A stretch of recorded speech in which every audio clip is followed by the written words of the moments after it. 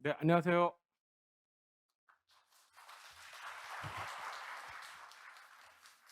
네, 한국노동연구원 박명준이라고 합니다. 저는 오늘 발표에서 비제도적 사회적 합의 모델의 효용성이라는 주제로 발표를 할 텐데요. 요 주제는 저희 연구원에서 저희가 현재 제가 수행하고 있는 연구의 내용과 관련이 있는데요. 저희 연구가 사실은 충분히 마감이 되진 않았습니다. 다만 연구 진행 과정에서 어, 일정하게 획득하게 되는 여러 가지 인식들이나 또 새롭게 좀 개념화하고 싶은 것들 이런 것들 중심으로 해서 말씀을 드리고요. 더불어서 구체적인 사례들이나 이런 것들에 대해서는 제가 아주 충분히 분석은 또 완결이 되지는 않았습니다. 다만 오늘 토론자분들 중에 이 사례들을 직접 이렇게 체험을 하시고 참가를 하시면서 이끌어오신 분들도 계십니다. 그래서 사례와 관련된 유의미한 디테일한 점들이나 해석은 또 토론자분들께서 많이 같이 기여를 해 주십사 하는 바람이고요. 어 PPT를 넘겨가면서 말씀드리도록 하겠습니다. 지난 정부에 사실은 이제 죄송합니다. 좀 답답해서 마스크를 벗을게요.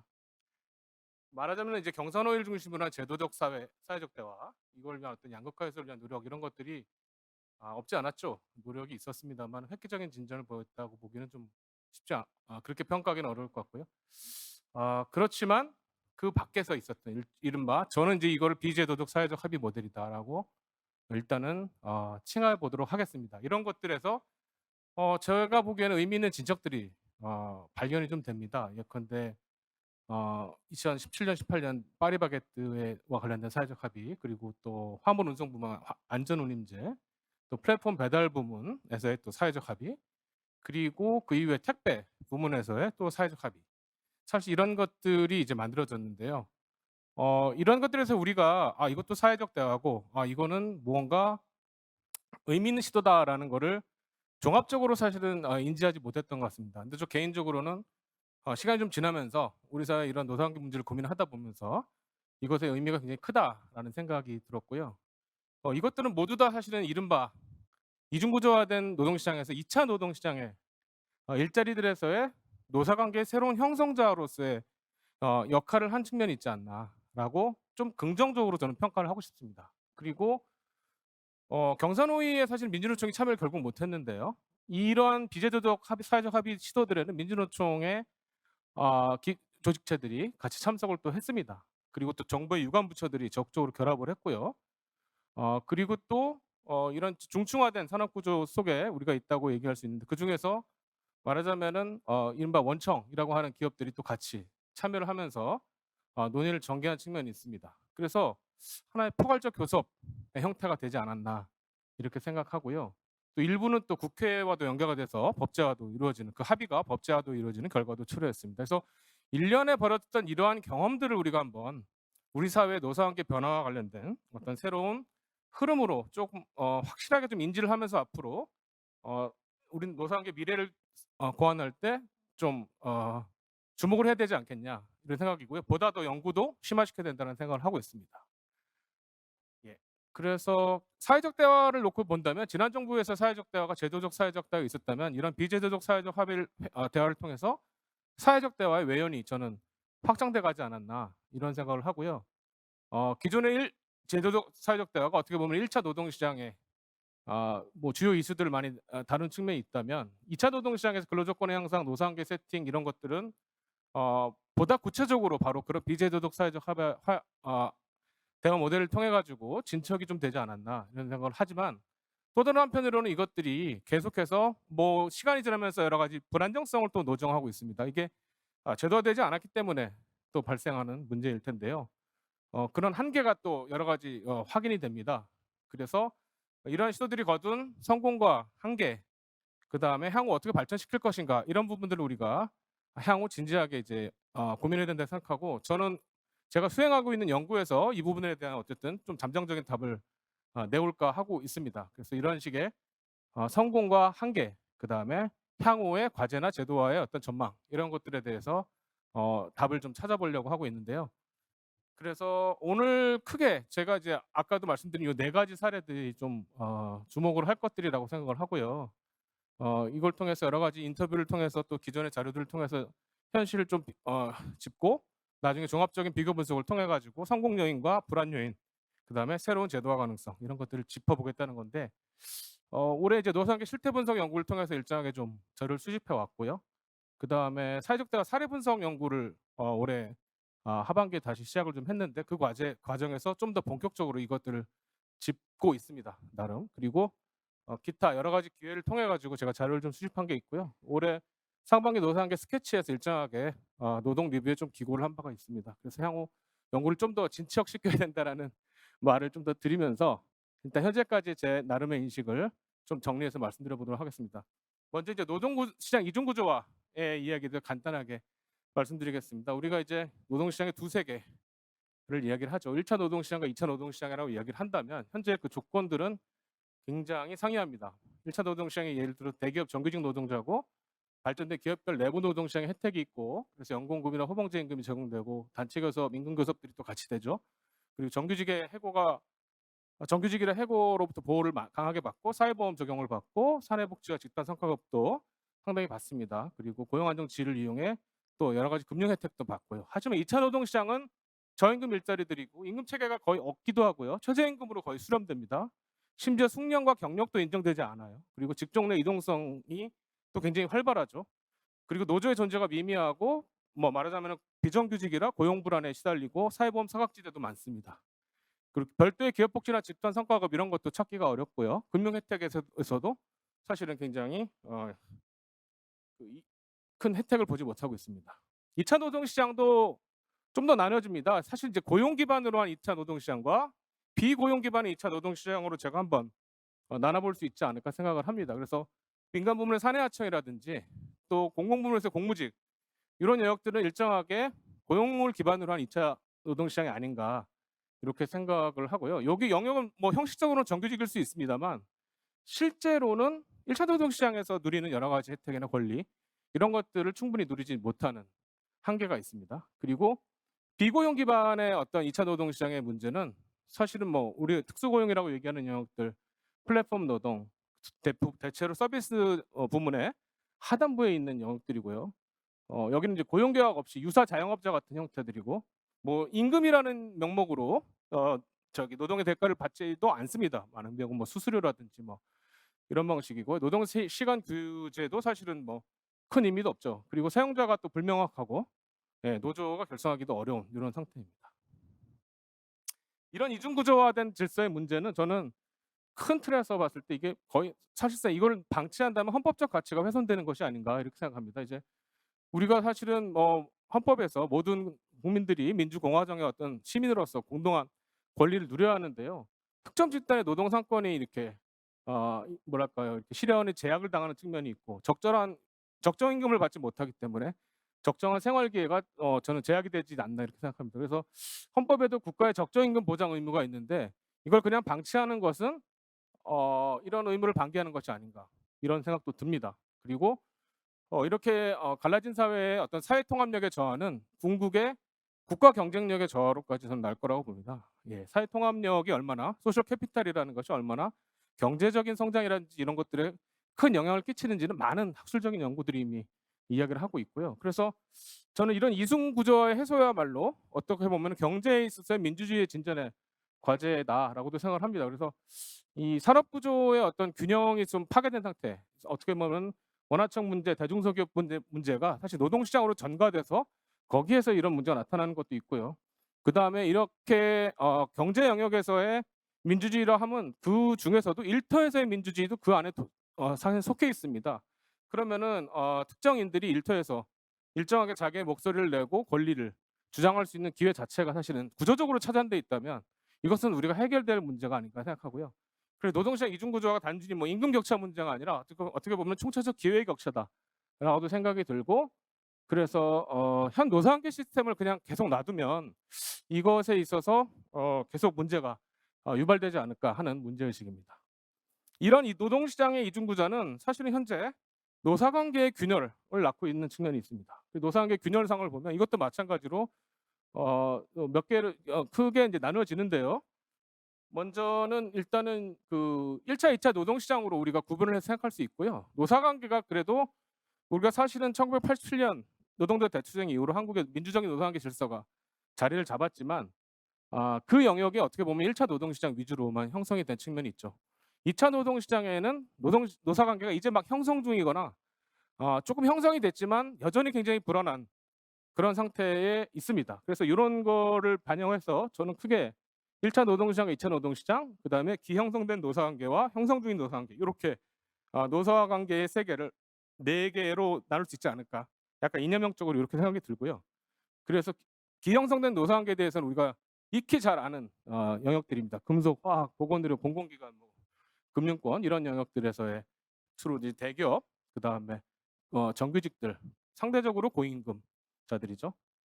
근데 이 영역에서 지금 약간의 원심력이 발휘되고 있죠. 그래서 그 뭐 삼성그룹의 새로운 노사관계가 만들어지고 있고 IT 기업 본사들도 좀 그런 면이 있고 또 MZ 세대 노조가 이렇게 나오면서 새로운 목소리를 내고 있습니다. 그래서 이런 흐름은 1차 노동시장 내에서 새로운 노사관계로 이어지고 있는 양상이고요. 2차 노동시장의 영역에서는 사실은 일찍이 좀 예를 들어 2000년대부터 뭐 건설업이나 화물 운송업 쪽에서는 일정하게 조직화가 이루어지면서 노사관계를 형성시키려는 노력들이 일정하게 좀 진행이 돼 왔죠. 그래서 패턴화된 면이 있지만 여전히 이 영역도 불안하죠.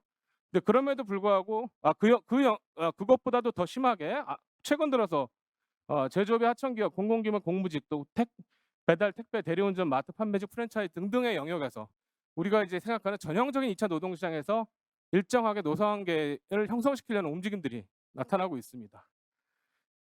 그래서 사실 노사관계 유형별로 이렇게 크게 4가지의 다 특성들이 있는데 뭐 요 이야기는 제가 일일이 지금 말씀드리기가 시간이 많지 않을 것 같고요. 발제문을 한번 보시고 참고를 하셨으면 좋겠고요.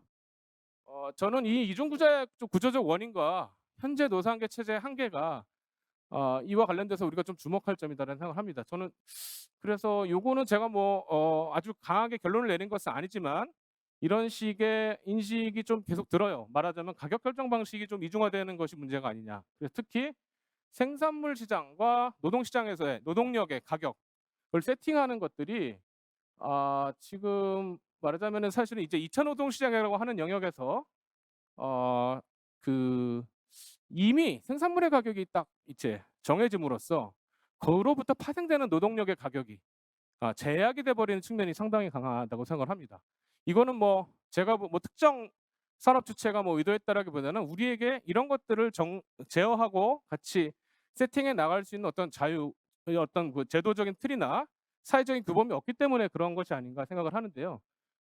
이렇게 되다 보니 임금 결정 방식 상으로서 1차 노동시장은 계속해서 교섭을 하면서 임금 노동력 세팅에 있어서 일정하게 노동조합의 힘이 작용하고 교섭이라는 틀을 가지만 2차 노동시장에서 사실 그런 노사관계를 통한 그런 가격 세팅에 그 공간이 잘 설정이 안 되거든요. 그러다 보니 여기에서부터 문제가 생기는 것이 아닌가라는 생각이 좀 들고요. 이것은 우리가 좀 권력 관계로 본다면 어떻게 보면은 자연스럽게 생산물 가격의 어떤 일방적 결정이 결국 노동력 가격의 결정으로 이어지면서 사실은 어떤 노동력에 대한 어떤 지배 간접화가 이루어지는 것이 아니냐. 그래서 우리가 기존의 노사관계 시스템 가지고서 기업별 노사관계 시스템 가지고서 뭐 노사가 어떻게 화합해야 되고 이런 얘기를 할 근거조차도 사실 이 관계성 속에서는 사실 사라져 버리는 거죠. 저는 이거를 그래서 산업 구조와 노사관계 구조가 지금 괴리를 빚고 있는 측면이 나타나고 있다. 그래서 이거를 우리가 새롭게 좀 변형시켜내야 된다라는 문제의식을 가지게 됩니다. 그래서 필요한 것이 관계의 좀 포괄성이다. 그래서 단지 노사관계를 우리가 특정 일자리를 매개로 고용관계를 매개로 해서 형성되는 양자관계를 넘어서 다자관계로 확장해 나갈 필요가 있다라는 문제의식이고요. 그래서 1차 노동시장, 2차 노동시장에 사실은 일정하게 결합된 영역들이 존재하고 그랬을 때 서로가 일정하게 연관성을 갖는다라는 문제의식 속에서 이 일자리에 대해서 특히 노동력 가격에 대해서 우리가 함께 답을 찾아 나가는 노력이 필요하지 않냐. 그러려고 했을 때 기존의 기업별 노사관계 체제라는 것은 계속해서 그러한 여지를 우리가 모색하는 걸 좀 가로막는 측면이 있죠.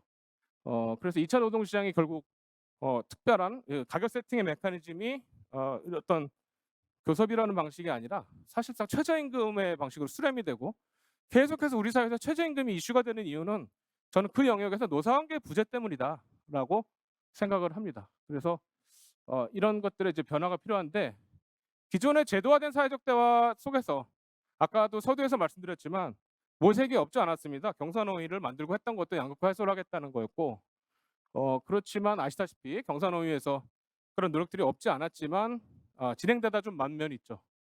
그래서 여러 가지 기구 자체도 불안정성에 빠진 측면이 있고 또 여러 가지 그 위원회들도 만들고 노력을 했지만 우리가 아는 어떤 획기적인 뭐 대타협이라든지 어떤 획기적인 방안의 결론을 내오지는 못했습니다. 그렇지만 그럼에도 불구하고 저는 이 2차 노동시장의 어떤 그 현재의 문제를 풀어내기 위해서는 노사관계적인 어떤 새로운 변화가 반드시 이루어져야 된다라고 생각하고요. 그래서 현행 노사관계 제도의 틀을 넘어서는 조정력과 새로운 노사관계 형성을 향한 정책적 실천적 노력이 요구된다라고 이제 말씀드리고자 하고요. 그래서 특히 2차 노동 시민들을 위한 적절한 노사관계 행위 공간을 우리가 어떻게 만들어낼 것이냐 이게 저는 관건이다라고 생각을 합니다. 그런 차원에서 이제 나타난 것들이 아까 서두에서 말씀드린 비제도적 사회적 합의들인데요.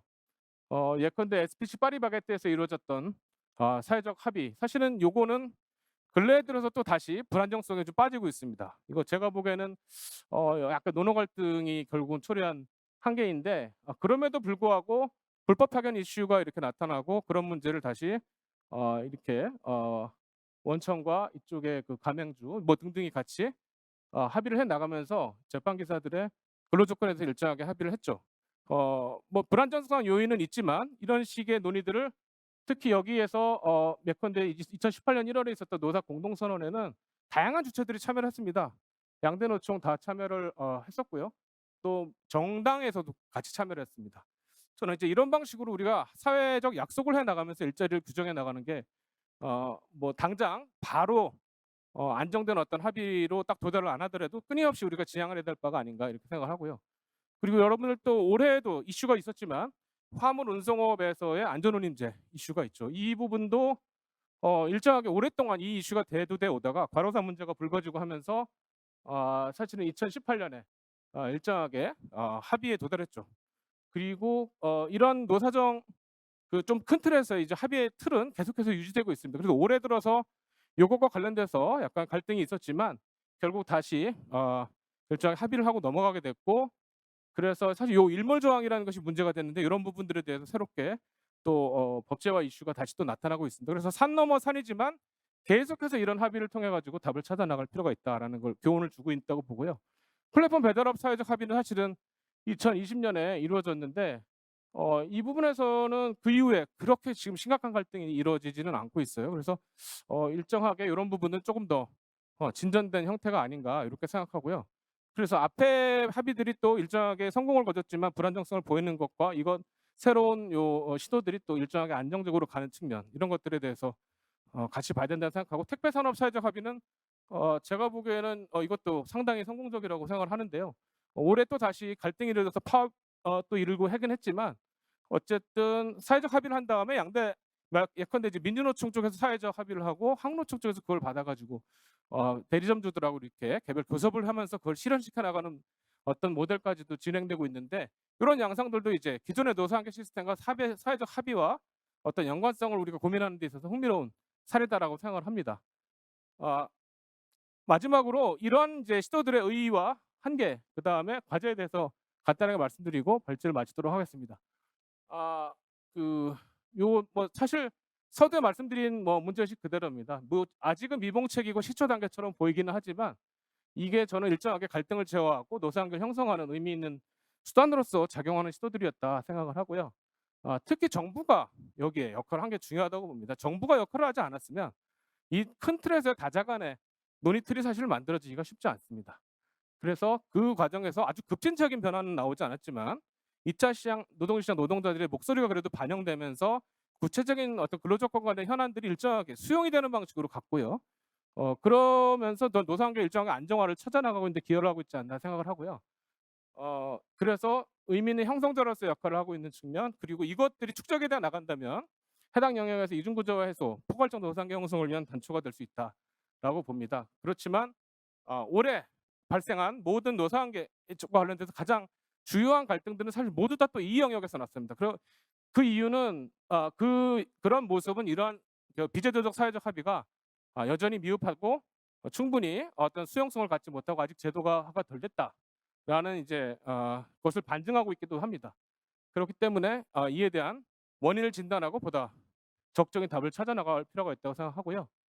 다시 한번 그것을 위해서 필요한 것은 결국은 저는 어쨌든 간에 이 정부의 노력이 일단 좀 중요하지 않겠는가. 이 다자 간 관계 형성에 대한 또 필요성을 인정하고 그다음에 그래 등등의 어떤 노력들이고요. 그와 더불어서 또 정부가 할 수 있는 다른 노력들도 분명 또 있습니다. 그래서 여러 가지 정책적 차원에서 이러한 산업 노동 거버넌스 차원에서의 새로운 실험들을 장려해 나가고 다른 정책들을 또 곁들이면서 이런 부분들의 노상을 형성시켜 내는 노력이 중요하다고 생각을 합니다. 예. 여기까지 하고 마치도록 하겠습니다. 감사합니다.